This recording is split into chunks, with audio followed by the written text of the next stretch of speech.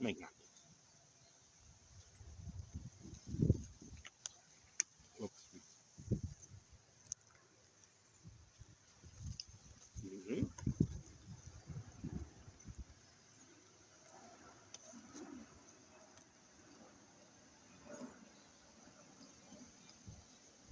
Oh, okay. Very happy with it.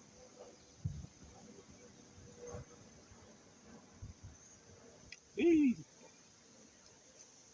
No, you can see it.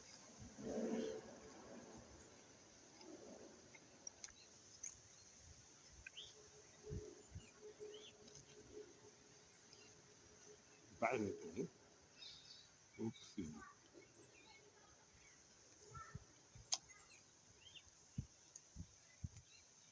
Says Drake. Yes. Okay. Go.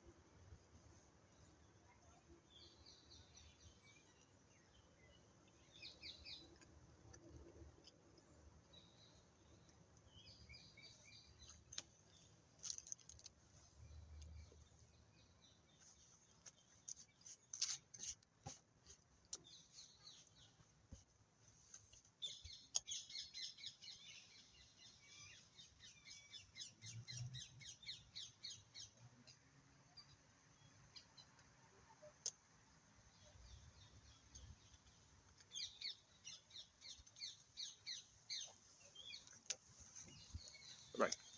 Afternoon.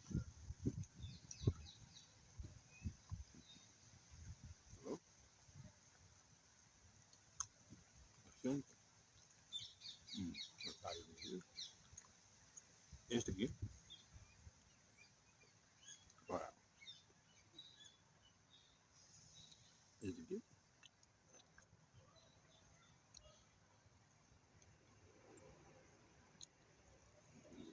Qual foi?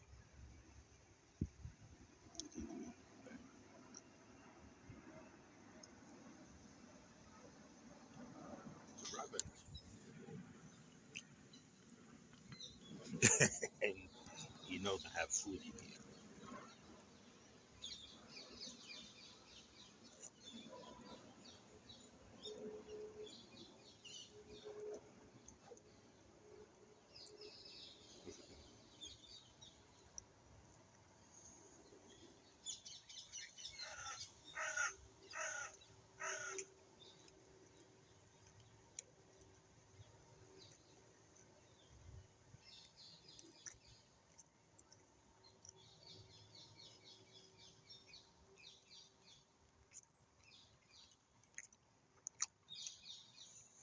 Inte något.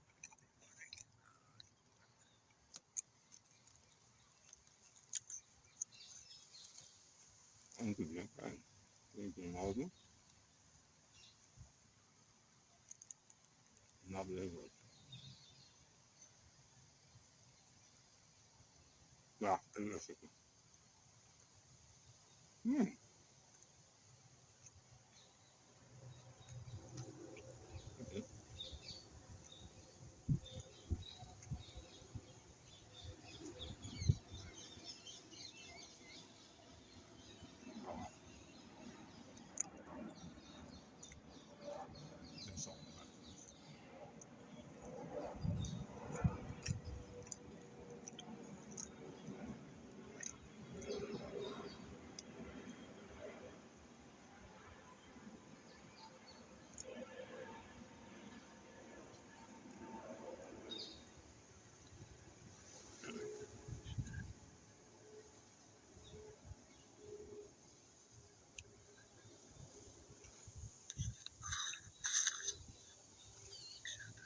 Kestomerkki.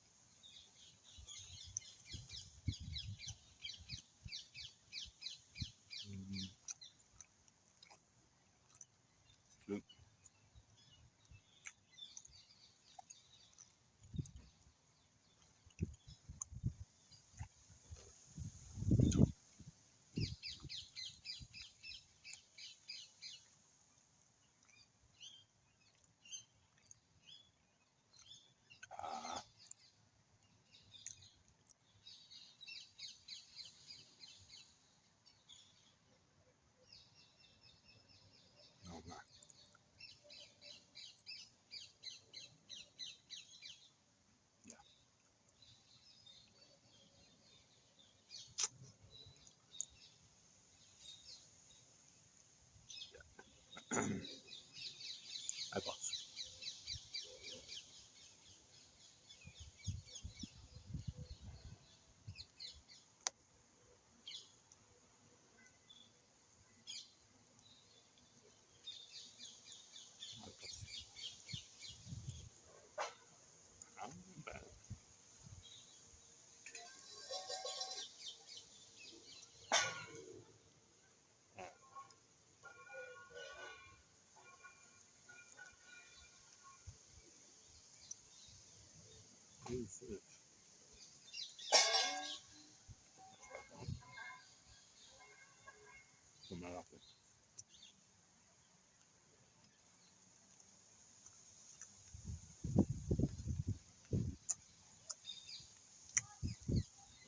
Muito tempo fora.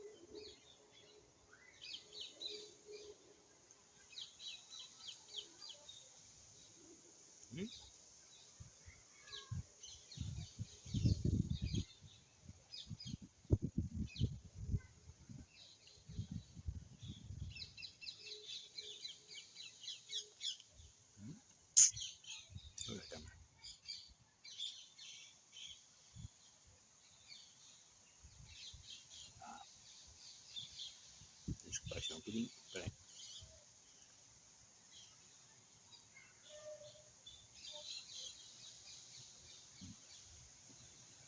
Excellent.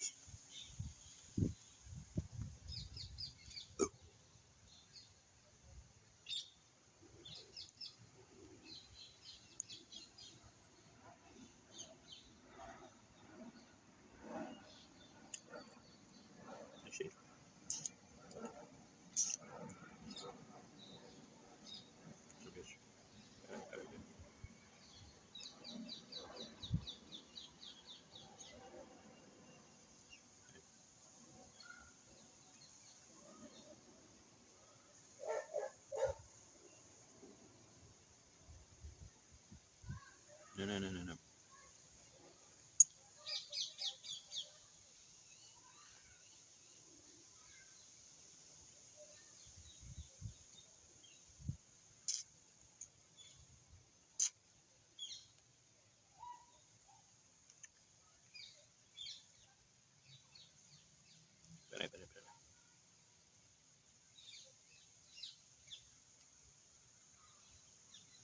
Espera.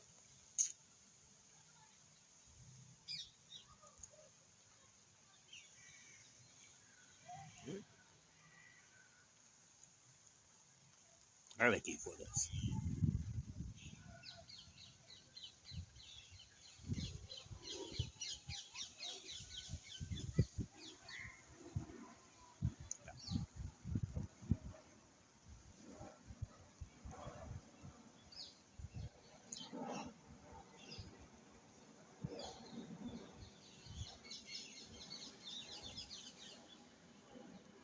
Oh, espera, no, espera, no, espera.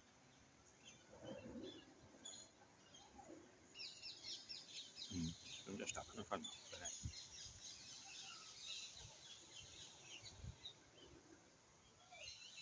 Ya, está.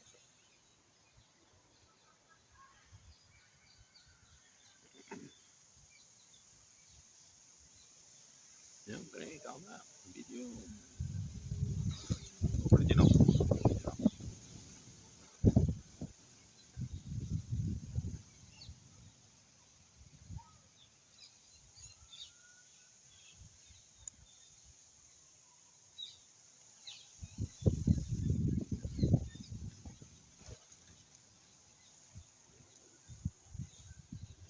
Foda-se.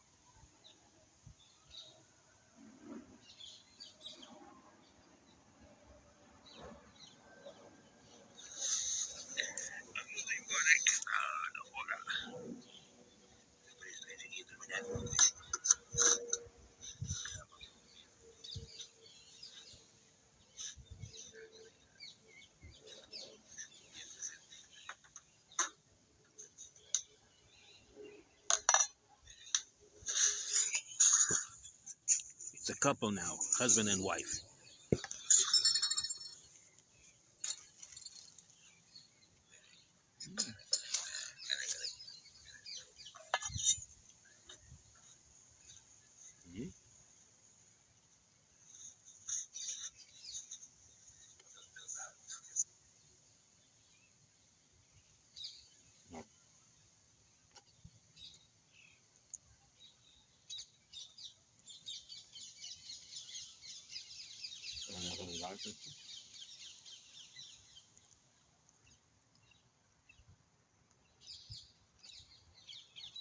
No.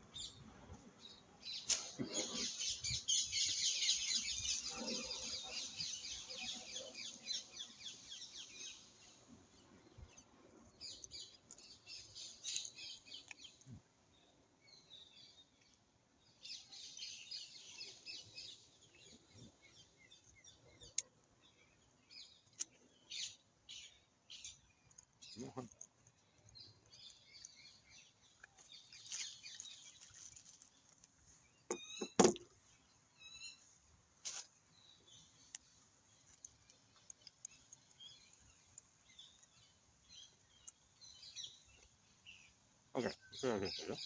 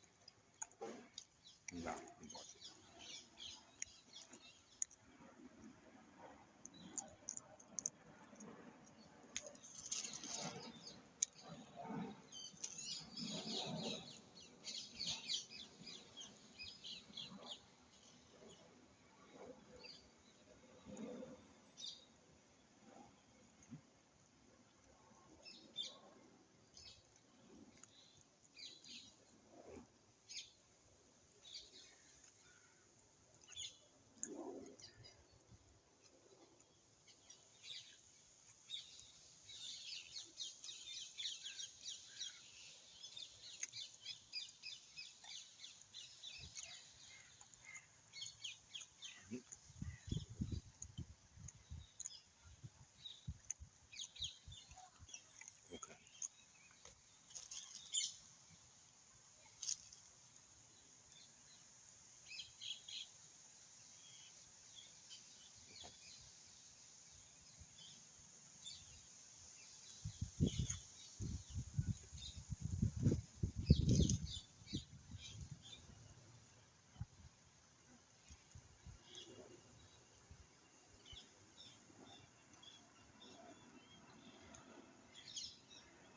Okay.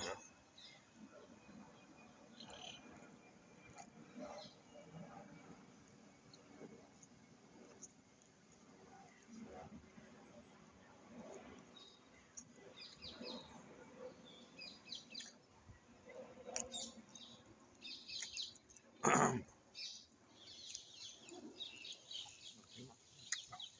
so-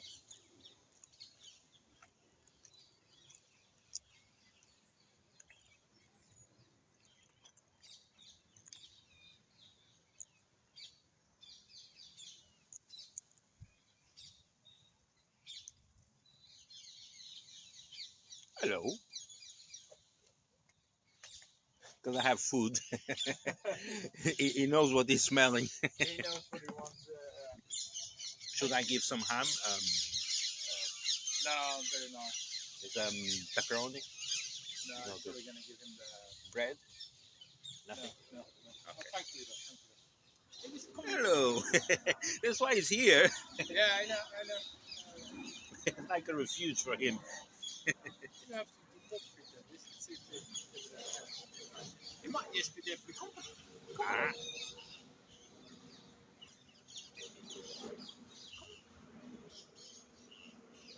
what race is this one? It's German Spitz. Sorry. The German Spitz. Ah, okay. They come in three sizes. I think he's the middle size. Reminds me of the Pomeranian. Pomeranian is bred from his breed. Ah, okay. The Pomeranian, I know. This one is the same family, isn't it? Yeah, yeah, yeah, yeah. Ah, okay. He used to be popular in the 70s, but not anymore. But yeah, I think he's actually charming. So. But they are quiet, isn't it? Or And relatively, yeah, he doesn't really bark. I mean, he barks on big dogs, but the big when ones. Yeah, yeah. But when you're at home, he's just quiet. Yeah, but the big dogs, is competition. Something like you cannot be bigger than me. Something Exactly. like that. There's a bit of Napoleon syndrome sometimes. Yeah, that's right. Yeah, Really like German Shepherds, yeah. Yeah, I don't like it. but they always do. They always do. Then, when he starts to fight with a big dog, I have to go in between. Yeah, because that's the thing. They have determination, but the big dogs has the strength. Yeah, yeah. I guess I don't know what he sees when he looks at himself in the mirror, but he probably sees a big dog. Probably. Well, they are just animals. They don't have the same notions we have. When you see a big guy, and even if he messes with us, we slow down. Okay, if he's a small one, I go forward. If he's a big one, we slow down. The animals don't have that notion, so they are determined, that they are brave, they are courageous, yeah. And they, even if they are badly hurt, they don't quit. Yeah, that's right. Yeah, so that's it. But that's the thing. But it's having a dog sometimes is a good thing. It's the company, they're loyal, and Yeah, it's cool, and even when it rains, you kind of focus me out. You know, it keeps you a little bit more active than you normally do. 7:30, he wants to go out. Yeah, you have to take him out. You know. Yeah, let's see. It's what I read many years ago, 30 years ago. By this time, I purchased the book from. I think the author was Dale Carnegie. You probably heard. He's a guy who is an expert in communication. Yeah. He was a salesman, and the company for whom he worked gave him the worst territories in America for salesmen. Was the ones that nobody was selling anything, and he went there. He found the ways to trade, and he was successful. So later on, they picked up him, and he became instructor for the new salesmen. Um, and he wrote that book. The name of the book was "How to Make Friends and Influence People," because basically that's what he was doing. And it tells a story. It seems to be a real story about a dog that was struck by a lightning flash and died. I'm not sure if it was even his own story, his own infancy trauma when he lost the dog. He explained that we live on material things. The dogs live on love. We have to show our affection to them. Otherwise, they how there's a word that I'm it's missing, but I'm not gonna say they die, but they start going down, they start to get ill, and they finally they go away, they die, and that's it. So we have a dog, we have to give them attention. They show us their loyalty to us, and we show our affection to them, not only giving the food and everything they need, but petting them and giving attention. But I read somewhere about babies need to be touched as well to develop their immune system. That's it. And interact with people. Exactly the same thing. Yeah, we have to look after a pet as we look after a baby with the same attention, and that's it.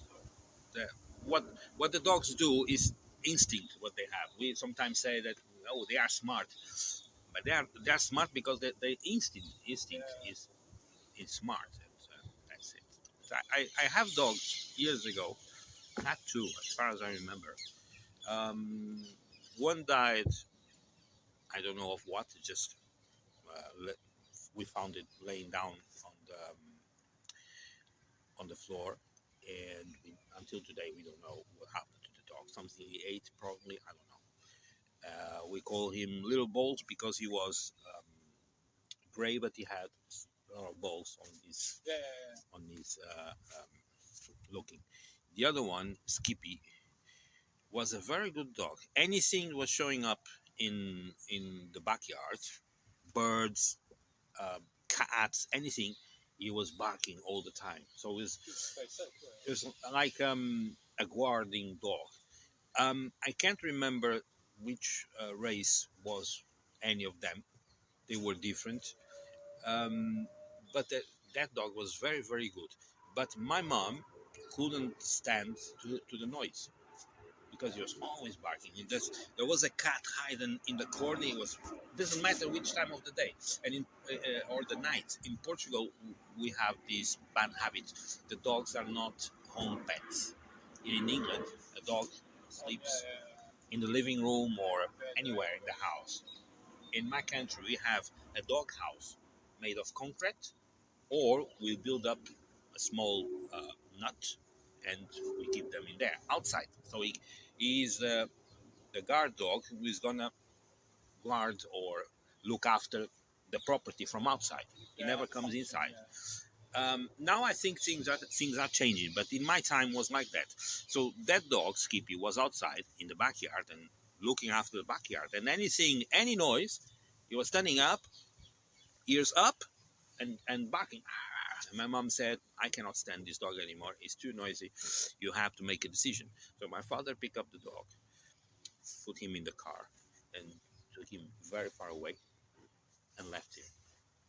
The fact is, on the next day, the dog was at home. He found the way home, and we gave him a second chance. But then, no, it was not. It didn't become quieter. It was not a lesson for him. He didn't learn. My mom said, "You have to take him even farther." And that's what my father did. Took him farther, and this time he didn't over the river, and he this time he didn't come back. So was very sad for us. I think my sisters were crying because we loved that dog. Despite the noise he was doing, he was a very very nice dog. Um, and that's it. So we get affection for the dogs, and sometimes when they are gone, whatever the reasons, or no matter how, um, we feel for them. But the dogs is exactly the same for us. Yeah, yeah. When the owners die and they are buried, and they sometimes they go to the place where they are buried and stay there for hours, and then they go home.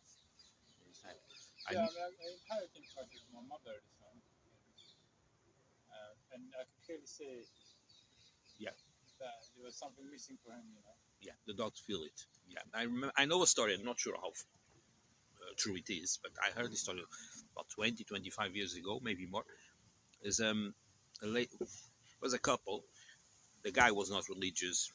The lady was religious, and she used to go to the church on Sunday, and the dog was following her. And the people in the church was so used to the dog that they found a little corner for him. And the dog was attending the church, not because he was religious, because they don't have that notion, but because he felt comfortable in there, and he was with his owner.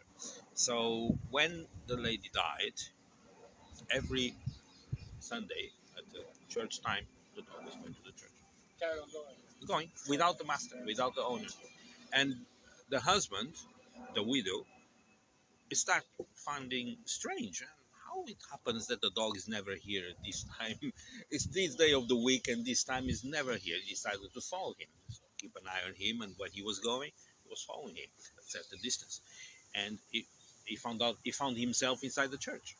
Oh, you are Mary's husband. Yeah, she died. I came here because of the dog. What the hell the dog is doing here? Oh, don't ask us. It's probably a habit that he already has. He feels comfortable. He feels nice, and he's coming. We don't kick him out. We know him. In Scotland, there's this, I can't remember the dog's name now, but there's a famous statue I went to many years ago. We went to Edinburgh. And it was saying they only passed away, similar, they only passed away, and the dog used to go and sit next to the grave every day. Go and come back. Yeah, Go and come back. so Yeah, they erected the statue. there is stories like that. Yeah, because the affection is, but too many years, and yeah, that's it. Yeah, but that's life. I don't at the moment. I don't have conditions to have a dog. But if I would choose a dog, I probably choose something big to be the bodyguard in the house, in the property. You I used to understand? have a dog many years ago, but then after that, it was so emotional when he died, so I decided no more animals. No more animals. Yeah. But then I had no choice when my mom died. I was like, Okay, so this dog, as you said, was from your mom. yeah, so he's from Sweden. Not from Sweden as well. Oh, you're Swedish. Yeah. Ah, okay. So during the height of COVID, we traveled through Europe together just to come back home. You can't live without it. Yeah. No, I mean, he was my rock when I was there anyway. Obviously, with my mom, he got me out of the house and all this. Okay, I'm surprised. So you're from Sweden. Which part of Sweden? From Västerås, but close to Stockholm. Sorry, Västerås? Västerås, yeah. Is then on the suburbs of Stockholm, isn't it? Yeah, it's about an hour away, yeah. No, I think there's a player who played. I'm not sure where he is now. Right now, he was playing Manchester United. Yeah, he was from my hometown. Yeah. He's from your town, yeah. Victor Lindelof. Lindelof, yeah, because he was in my country in Benfica. I'm from He was Portugal. the only player from my hometown, you know. Yeah, because when and there was actually a polemic between Benfica and the club from Västerås, because when the player gone to Benfica, I don't think Benfica paid for him. I think they made a promise in case he sold to a European giant, you get some percent. He got a lot of money actually. Yeah, exactly. His birth club kind of thing. But Franklin. the contract, the original contract between the player and Benfica expired, and they made a new one. So Benfica understood that under the new contract they have to pay nothing. When they sold him, Benfica wanted I think all the you money. paid something though to honor it. Exactly. So that club, Västerås, isn't it? Västerås, did a collection of funds to take the case to UEFA to see if legally they could get their money. So that's when Benfica started to think about, okay, we have to look at this case because it doesn't look like we are right. They might be right, and we are wrong. So they decided, sat at the table, and decided to make an agreement. Okay, we're going to pay you this money for this and for the player, and then the case was settled. But Benfica didn't act very honestly, and that was It made a huge difference in the whole town. Though. yeah. Yeah, for example. But, Sweden is a place from where always good players came up. We have a tradition in Portugal. You know Ericsson, who Yeah, died yeah. already. The first foreign experience when he got out of Sweden was in Benfica. And He he was took, coach. yeah, and he took two players with him. I think was Stromberg, Yeah, well, you see on the swim again. Glenn Stromberg, and there's another one. I know the other was Danish. Was Michael Manish, Michael Manning. Yeah, who is now a sports director somewhere. Yeah, so two players from there, and but later on other players like Jonas Stern, Stefan Schwartz, Yeah. and many others were playing for Benfica, even under because Eriksson was twice in Benfica. He was between 82 and 84. Then he went to Italy because that's where it was. Last year was Yeah. And then he was a couple of years in Italy. He didn't win any trophy. Go back to Benfica, and he led Benfica to the Champions League final against Milan. And later on, he decided to go out. Someone offered more money, and I think got back to Italy again. And then he has been all around the world until he got too old. Yeah, he even did England for a while, didn't he? Yeah, he was a national manager here. He wasn't successful because it's not easy to deal with players who are highly paid. Yeah, Understand? and the It's, presser thing in this campaign as well. yeah, because that's the thing.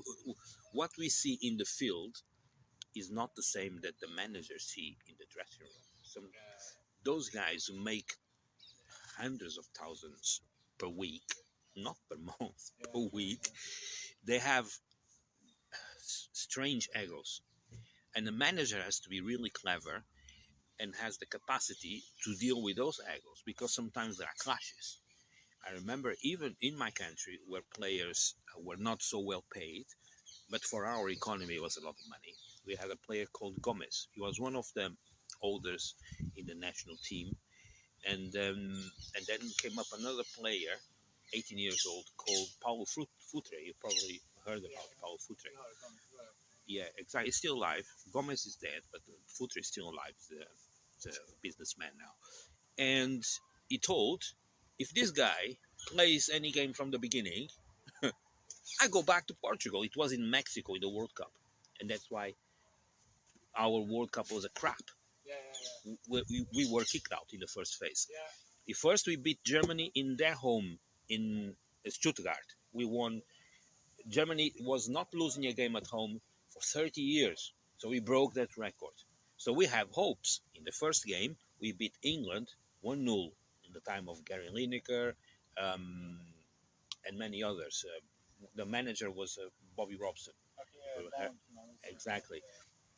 We beat England, but then we lost against Poland. We lost against Morocco. We were kicked out. That's what I love about football. I mean, in the end of the day, you need to get all 11 to play together. Because we have. They have to be like a family. They have to be like a family, and that's very difficult because, a new player comes and people look like from the corner of the eye. Who are you? Who do you think you are? And sometimes the player has more talent than all the others. You understand? The competition before that one in 1984 in the European Cup. I think Sweden was not there, but Denmark was there, and they did great. That's when many Danish players start to show off, like Elkjar Larsen, Thomason, and many others. Many good players from Denmark. They were showing off in the European Cup, in the European Championship in 1984 in France. And Portugal had a great team, not better than the team in '96, but have a great team. And it was not a manager they have a management commission. There are three guys making the decisions, not only one guy. So instead of being one manager and two assistants, no, it was three managers, and they make the decisions together. And they were not known, they were not famous. One of them was, the last time he was managing a team was 15 years before, so he lacked dress room experience in the dress room. You understand? But they did great. They put the team playing all together as a family. The environment was great, but he said it was very difficult to deal with certain egos in the national team, and he predicted when that management commission was dismissed, he predicted the disaster for the following competition.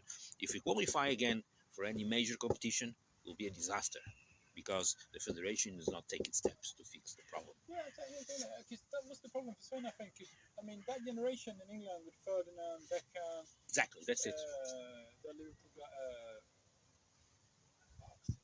Garrett, Yeah. they were good players, but But- they never managed to do anything. Yeah, because they were not united, they're not Yeah. sticking together. Yeah, You understand? And that's why when Gareth Southgate picked up the job as a main national team, who were the players he picked up and made a great team? Was the same players he was managing in the under 21 because he already knew them. Yeah, They already yeah. knew him, And that respect for him, and he made them. Obviously, he mixed them with other top stars, but mostly were the kids that he already knew for a long time. You understand? The same with the Portuguese manager called Carlos Queiroz. You probably heard about. He won twice the World Cup of under 20, twice with Portugal, and then he became the national manager, and he picked up the same players. But that progression is hard, for example. So Sweden won the European Cup for under 20s, wasn't that? 1992. 1992. Was it? Yeah, but no. No. European. Under 20s, it was just like 5 years ago. 6 years ago. Sorry, what? Sweden won the under 20s European Cup. So they won the Okay. Now that's what he was thinking about. I'm making confusion. Yeah. Transition of those players, not many has actually made it to become big players. Exactly. So even if you're good at being 21, I mean, it's still Exactly. That's it. so complicated. But it's up to the managers to see the talent they have and to see the problems that might prevent them to become top players. Because Cristiano Ronaldo, you know the player he is. Yeah, amazing. But in his generation, there was a player. He says that there was a player that was even better than him. You know what this player is doing now? He's making pornographic movies because he was kicked out from football. Drugs, nights away, drinks, etc. He didn't act professionally. The same attention that they gave to Cristiano Ronaldo was the same attention that they gave to that guy. But the problem was here. You understand? Garza is another one. Gascoigne could have been an amazing football player, the British guy. Who? Paul Gascoigne. Pogascoigne, yeah. I mean, Amazing. Some of the best players I've ever seen. that's But destroyed outside the pitch. now, if you see him, looks like a homeless. He's not, but looks Yeah, it's like. terrible, yeah.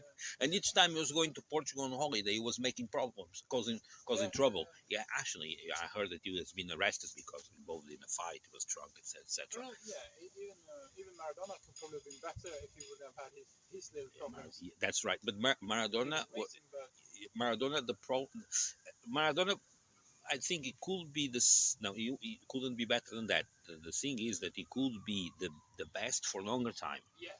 The problem is getting involved then with drugs, etc. And was kicked out. But the problem with Maradona was that he scored the goal against England with a hand, and the goal was validated. And since then, he was a target. You understand? Yeah. Someone something, yeah. because nowadays, in probably already on that time, but now it's all more obvious. The Freemasonry control everything, including football. And the heads of the Freemasons is here in England, is in London. The international, the heads of the International Brotherhood of Freemasons is here in London, and that's why they decided that that guy should go down, and he gone down. When he died, he had nothing. He won millions and he blow up everything. He went to, I think it was Belarus, who invited him to be the president of a club, and they offered him some pieces in gold. He sold everything. When he died, they were looking for that. He didn't have it anymore. He sold it. You understand? And that's it. Sometimes, but in Maradona's case, I think he was a target. The same happened with the Portuguese player. We won in 2016 the European Championship in France against France, and the player who scored the goal, Eder, he was playing in France in Lille. Since then, he never had a job anymore. Why? Because that European Championship was supposed to be won by France, not by Portugal. We were outsiders. We had a great team, a great generation. Cristiano Ronaldo was there, but I was in that day. I was in the barbecue in Bunstead, and everybody was saying, "Hey, we have to find a place to watch the match, the final of the European Championship, Portugal against France, all together. Let's ask the house owner, what's his name, Roger." And we say that's a good idea. Then someone said, why are you worried about the match? It's already decided. France has to win the European Championship. Cristiano Ronaldo will be out in a matter of minutes. It happened. It happened. The guy who injured Cristiano Ronaldo, not even red booked, he was. Do you remember that final between France and Brazil? Yeah, in 1988. Yeah, and the Brazilian team just came out and they played so awful. I heard they were poisoned. Yeah, I it was heard very about strange though. black magic involved. So many things, but it is possible that something happened in the hotel where they were, because Maybe that's that it wasn't, but it was very strange. It was very like, strange. Yeah, it's not normal. Yeah, and that's the same in 1990 in Italy, because the final was supposed to be Italy against Brazil, but it's like it Italy, Argentina. and Italy, Argentina. It was the final. the 1990 was Argentina against Germany. Oh yeah, yeah, you're right. Argentina. Andreas Brem was the guy who scored the That's right, penalty. that's right, yeah. Was quite dubious that penalty, etc. But Argentina, despite being the world champion, they they were they were not in the plans of who ruled the system to be in the final. It was supposed to be Brazil and Italy. Why? Because that's business. Brazil always drag with them hundreds of thousands of people. Yeah. They have a very big diaspora. You understand? So Brazil should be in the final, and then Italy was playing at home, so they will have plenty of support. But it didn't happen because I think was Brazil who was kicked out by Argentina. Was a goal scored by Canidia, and then I think Italy was also kicked out by Argentina. And then Maradona complained that since the moment we destroyed their planet's final, we were treated like gypsies. They treated us really bad. And I think his career still in the top, start going down at that moment. That's when he started to get involved in drugs and start to the anti-doping control was becoming positive several times, etc. And it's but only to give you an example that how football nowadays, and it's not only nowadays, before was already like this, is perverted by the ones who rule the system. In Portugal, we in 1980, precisely 1984, we were in the same group of two superpowers. Poland was the third place in the previous World Cup in 1982, and Soviet Union, who had an amazing team because Soviet Union was massive, big. Russia today is very big. In that moment, in that time, was even bigger because it included Ukraine, included Lithuania, Belarus, Kazakhstan, etc. And they have a lovely team. They have one of the best goalkeepers in the world, Dasayev, still remember his name, and very good players. They almost beat Brazil, and Brazil were the favorites in 1982.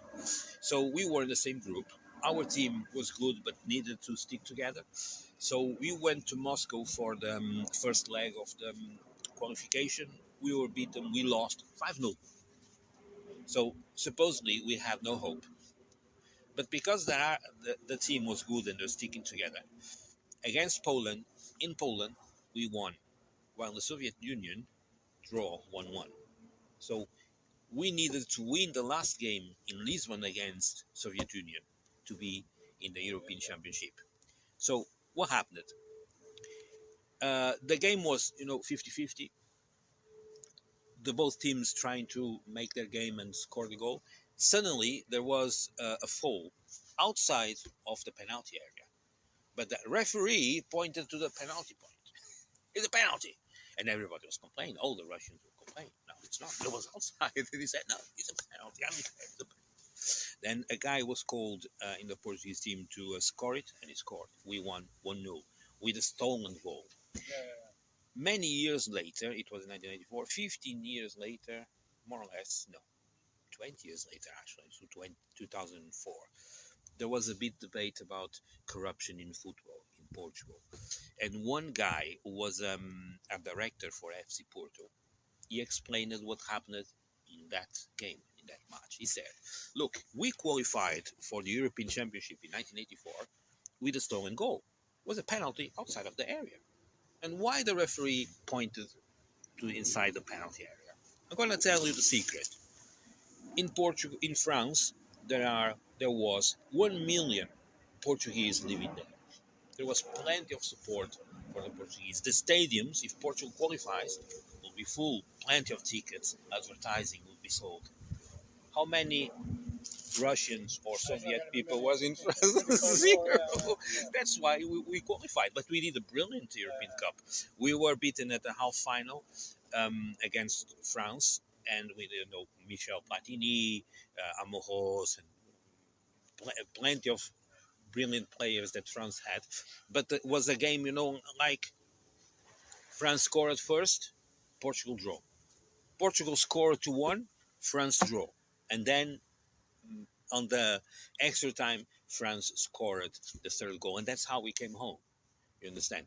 Because we could, if you're going to the final, we will win the European Championship. Yeah, enough. Yeah, so, I mean, money has to start the sport because it was the same a few years ago. This is probably longer actually. I guess I'm getting old, but in Italy, I don't know if you remember, in Serie A, there was this match fixing scandal. Yeah. And it's the highest level of football. Yeah. They have fixed the matches. And in France, says, it's entertaining anyway. Who cares? Yeah, that's right. Because that's the thing. That's the way things works. When the corruption scandal in Portugal blew up, because there was a scheme in which the president of FC Porto was bribing referees, but was not bribing referees only with money, with cash. He was introducing the guys to Brazilian prostitutes. So they were bribing the guys with sex. Quite shocking. Yeah, Yes, and then after that you can blackmail them probably. Yeah, so the corruption, the corruption, corrupting the referee is already wrong, but that one was even worse, bribing the guys, the referees, with sex. So even there was a conversation, because later on the phone tapping leaked to the press, and is on YouTube in Portuguese. We can hear the conversations between the corrupt people. A guy from Madeira called one of the associates of the FC Porto president and say, "Hey, do you know who is coming to as referee next weekend in our game against Benfica?" I don't know. It's your friend. It's Duarte. What's his name? Duarte Gomes. I can't remember this. Duarte's good. Oh, that's brilliant. Brilliant, but we never won nothing with him. Oh, you have to work on it. You want me to do it? Oh, yes, but he first had to ask permission to the president of FC Porto, and then he gave permission. The fact is that Benfica lost that match, and the goals from the opponent were very, very polemic. You see, and in the eve of a game, the match of that game went for a coffee to the house of the president of one of the teams that were playing. Yeah, the beautiful game is very corrupt. You used to say, I don't know if you remember Platini for a while. Who? Platini. Platini, yeah. I mean, the whole... But he was already corrupt as a player. Yeah. he was playing for Juventus in Italy, and precisely in 1984, FC Porto was becoming a powerful club by the time. At the time was still a regional club, but became very powerful since then. And he went to the final. You remember the Cups of the Cups? By that time existed until 19 something. It was 1984. The final was FC Porto and Juventus, and the final was in Basel, I presume, in Switzerland. FC Porto scored, and then Juventus scored. It was 1-1. So anyone could win the match and could win the trophy. But in the end, there was a polemic goal scored by Juventus, and Platini was there involved. And Platini was one of those who was protesting against the protesters, because the team that lost the match, they surrounded the referee and start protesting with him. And Platini was there and protesting against the protesters. So Platini was defending the illegal goal. You understand? Yeah, So that's him. yeah, he was already corrupt from that time. So I'm not surprised when he became president of UEFA. I think UEFA or FIFA. I can't remember. I knew this guy is there is to make money. Is nothing else, and he's not but gonna. he really sold the sport out, and then you get a World Cup in Qatar and everything. It was just like Yeah, sport washing. that's that, exactly. Yeah, and the World Cup in Russia, which was not that bad. I like that World Cup, but it's very far away. Yeah, It forced but everyone. it was probably sold as well. Yeah, of course it was because, but now everything is like that. Unfortunately, you understand. Even the contracts between the government and private companies involves money under the table. You understand? And the politicians at the top are the worst. I was shocked to learn, for example, about 2 years ago, in the area I was living, in Hayden's Road in Wimbledon, I start noticing that every day on a daily basis, the same people was dumping rubbish on the floor, on the pavement. And we had, different of other places, we already had 2 collection days per week. So the truck was coming to collect the rubbish twice a week. Originally it was once a week on Wednesday, and then they start to coming um, on Saturday as well. So there was extra money to the company, but it was great. I like it. But even like that, on a daily basis, people are dumping. So I pick up my mobile phone and start recording them. It's not illegal. In a public place, you can record anything. You understand? Here in England, I don't know how it is in Sweden, but here in England, you can record anything in a public place.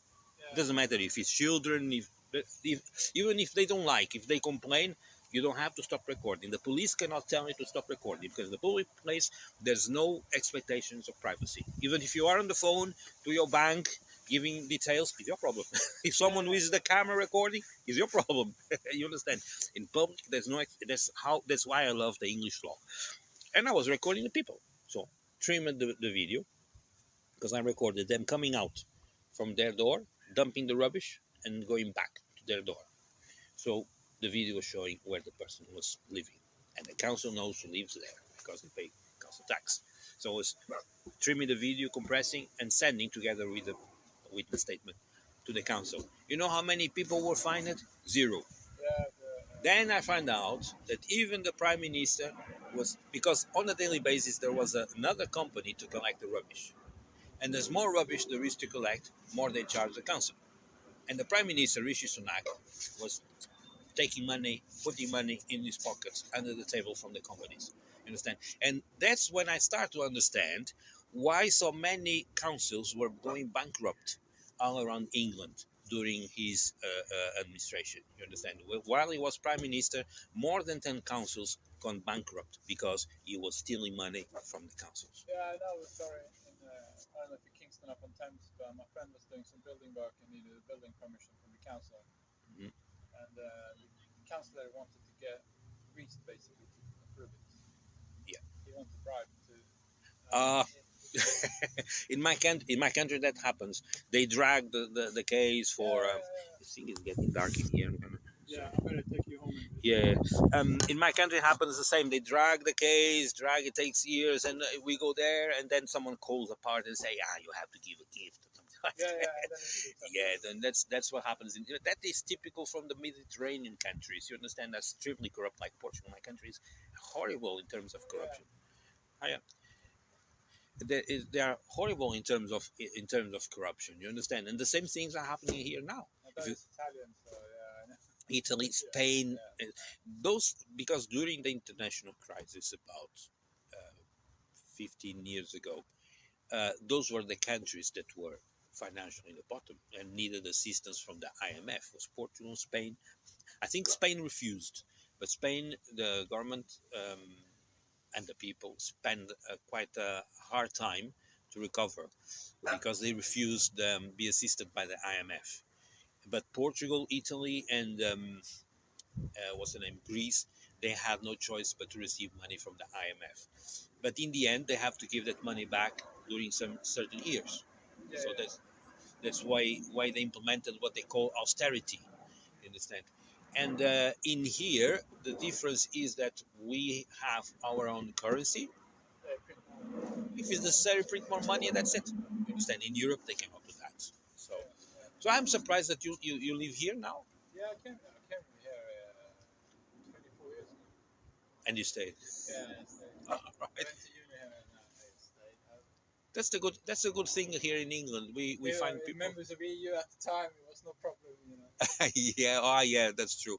Even now, there is no, at least for me, there's no problem because I suppose you must have the settled status. I have the sales there. Yeah. So I have even applied for citizenship now.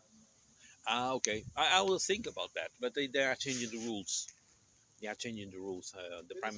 This is the first time I better do it now before more rule changes, and then because if I get the citizenship, it also gives. I mean, I can come and go as I want. Yeah. If I wanted to move back to Europe, EU at some point and work maybe somewhere, then I can always come back again. Exactly. That's why. Yeah. So I was wondering to ask for citizenship as well, but now they are changing the rules, so I am seeing what if they change more rules, what I have to do, etc., etc. If my situation complies or not. For now, if I want to apply, I am entitled. I am just very relaxed, and we Mediterranean people, um, we postpone things. That has a name, isn't it? When you postpone things, is a procrastination. Yeah. We are procrastinators, native procrastinators, and that's why I didn't apply yet, but I will start thinking. Yeah, because the way the politics in this country is going at the moment, I first might as well get it. Well, the political situation here in England has been not really the best because the Brexit brought a lot of instability. Yeah, another whole reform thing. I'm not too keen on it either. Reform, but reform, the problem with reform is that they don't have full support of those who have the power. You understand? The problem of reform, and I'm not sure how good they will do, because their policy is basically immigration, deportation, etc., etc. It's like Donald Trump now he's deporting everyone. Yeah, I know. Policies are about immigration. Yeah, But basically. some other policies, like they want to privatize the NHS, people don't like it. Well, But they don't really tell people that. All they can tell is but there's one thing.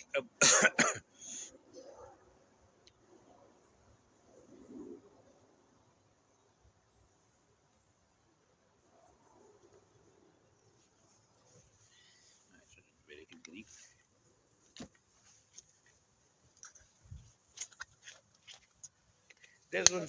they're very much like one side of the party, really. All they care about is immigration. But then on the other hand, it's just misdirected anger. Yeah, well, People think a lot of the working class think it's immigrants' fault that they have left behind, but it's nothing to do with immigrants. that's right. Yeah, the immigrants are not the problem of the They're not country. the problem. No. They're just the scapegoat. We actually are a solution for many problems because in America, the policy of Donald Trump in kicking out everyone that is found is kicking out. They don't have now staff to pick up the crops. Yeah. They don't have waiters for the restaurants. They don't have people for construction. They don't have people who work in the supermarkets. So now there is a deficit of handwork there in America, and I don't know if he's taking steps to fulfill the problem. Because if he has to take steps, is to call the immigrants. You understand? North Europe and America has the same problem as well. I don't know about how South Europe. I suspect they have the same. The childbirth problem. The what? Childbirth problem.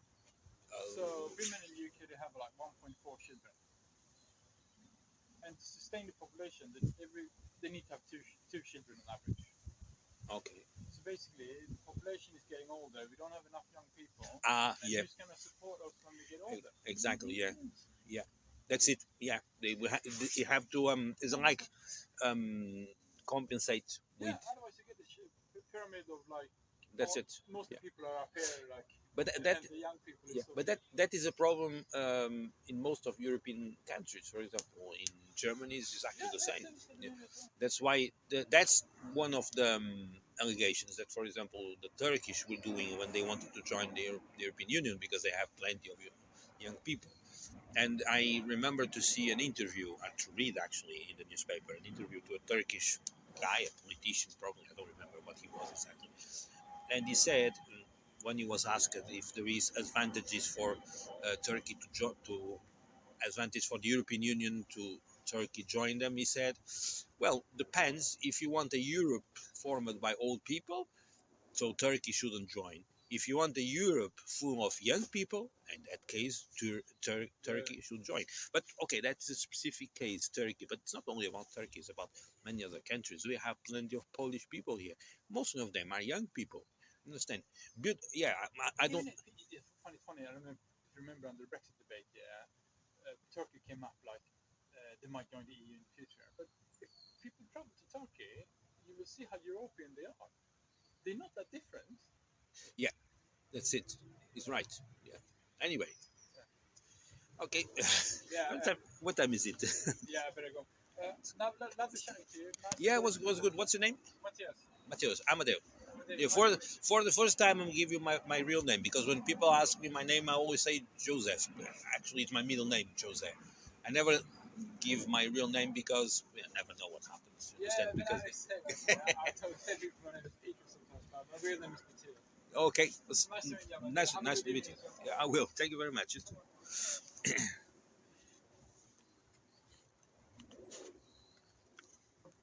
Feito jeitosamente.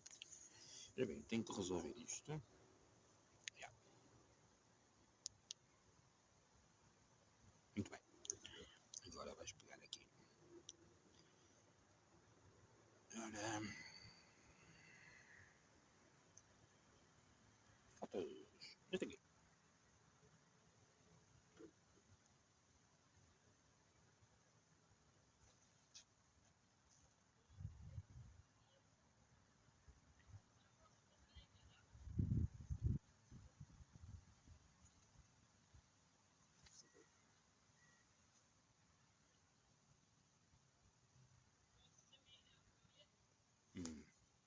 É.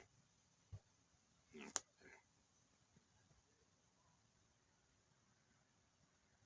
Assim.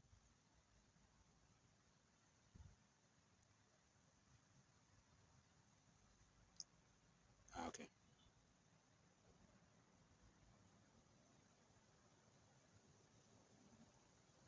Aqui. É um pouquinho mais pequeno.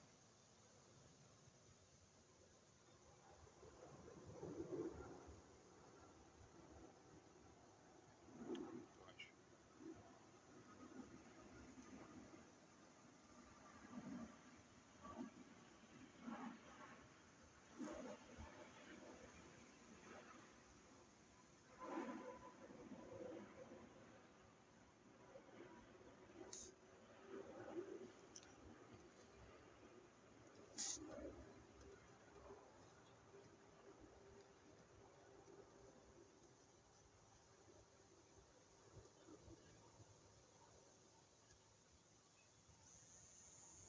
Mas, ah, já não dá.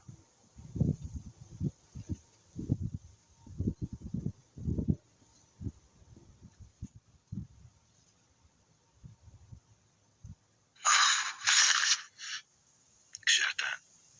Tens de fazer é tirar o som. Tirar o som.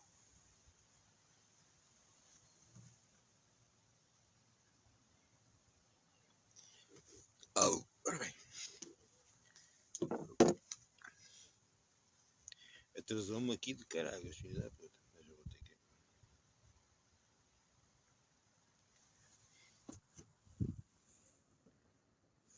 Não sei o que é que